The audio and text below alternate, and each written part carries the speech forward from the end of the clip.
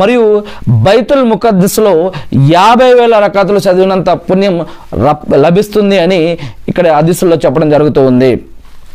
ఎవరైనా సరే ఇంటి నుంచి వజూ చేసుకొని ఎవరైతే మస్జిద్కి వెళ్ళి నమాజు చదువుతారో అలా ఎవరైతే వజూ చేసి నమాజ్ కోసం మస్జిద్కి వేసే ఒక్కొక్క అడుగుకి కూడా పుణ్యం లభిస్తుంది అని, పుణ్యం రాయబడుతుంది అని, వారి యొక్క ఒక పాపం క్షమించబడటం జరుగుతుంది అని ఇస్లాంలో హదీసుల్లో చెప్పడం జరుగుతుంది. ఇక అంతేకాకుండా ఎల్లప్పుడూ దైవ ధ్యానంలో ఉన్నటువంటి వ్యక్తి తీర్పు దినం నాడు దైవ సింహాసనమైనటువంటి అల్లా సింహాసనమైనటువంటి అర్ష్ నీడలో ఉంటారు అని కూడా చెప్పడం జరుగుతుంది. ఇక మస్జిద్లో ప్రవేశించేటప్పుడు అల్లాహుమ్మఫ్తి హలి అనేటువంటి ఒక దువా ఉంది. మరియు మస్జిద్ నుంచి బయటకు వచ్చేటప్పుడు కూడా ఇంకొక దువా ఉంది. ఈ యొక్క దువాలు చదవటం అనేది చాలా విలువైనది, చాలా మంచిది. దీనికి ప్రత్యేకత కూడా ఉంది, దీనికి చాలా విలువ కూడా ఉంది.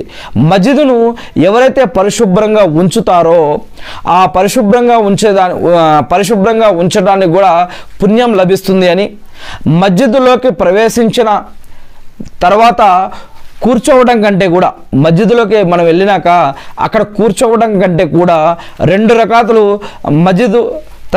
అంటే మస్జిద్కి సంబంధించినటువంటి ఒక నమాజ్ ఉంటుంది, 2 రకాతులు.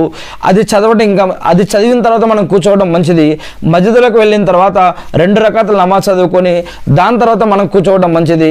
మరి ఇక అంతేకాకుండా దీనిని తయ్యతుల్ మస్జిద్ అని అంటారు. ఈ నమాజ్ని తయ్యతుల్ నమాజ్ అని కూడా అంటారు. దాని తర్వాత మస్జిద్లోకి వెళ్ళేటప్పుడు మనం కొన్ని విషయాలు చేయకుండా ఉంటే మంచిది. మస్జిద్కి వెళ్ళే ముందు మనం కొన్ని విషయాలు చేయకుండా ఉంటే మంచిది. ఈ విషయం మీరు హదీసులో కూడా చూడవచ్చు. దైవదూతలకి మస్జిద్లో దైవదూతలు ఉంటారు. ఈ యొక్క దైవదూతలకి పచ్చి వెల్లుల్లి లేదా తెల్ల వెల్లుల్లి లేదా ఉల్లిపాయ ఇటువంటి వాసన వారికి నచ్చదు. అందుకని మస్జిద్కి వెళ్ళేటప్పుడు ఇటువంటివి పచ్చి వెల్లుల్లి లేదా అల్లము లేదా ఉల్లిపాయ ఇటువంటి తిని వెళ్ళకుండా ఉంటే మంచిది అని చెప్పడం జరిగింది. అదే వెల్లుల్లి, ఉల్లి, అల్లము వీటి గురించే మనల్ని ఆపుతున్నారు. అవి తినవచ్చు, అవి హలాలే. కానీ మస్జిద్కి వెళ్ళే ముందు తినకుండా ఉంటే మంచిదని చెప్పడం జరుగుతుంది. అంటే మస్జిద్ నుంచి బయటికి వెళ్ళిన తర్వాత అవి తినవచ్చు, కానీ వీటి వాసనే అక్కడ మస్జిద్లో రావడం మంచిది కాదని చెప్పడం జరుగుతుంటే మరి బీడీ, సిగరెట్టు, గుట్కా, తమ్మాకు, జరదా ఇవి తినడం ఇవి ఎంతవరకు మంచిది? మన ఆరోగ్యానికి మంచిది కాదు, సమాజానికి మంచిది కాదు, ఇంట్లో వారికి మంచిది కాదు. అలానే మనం మస్జిద్కు వెళ్తున్నాము, నమాజ్కు వెళ్తున్నాము, మన యొక్క నోటి నుంచి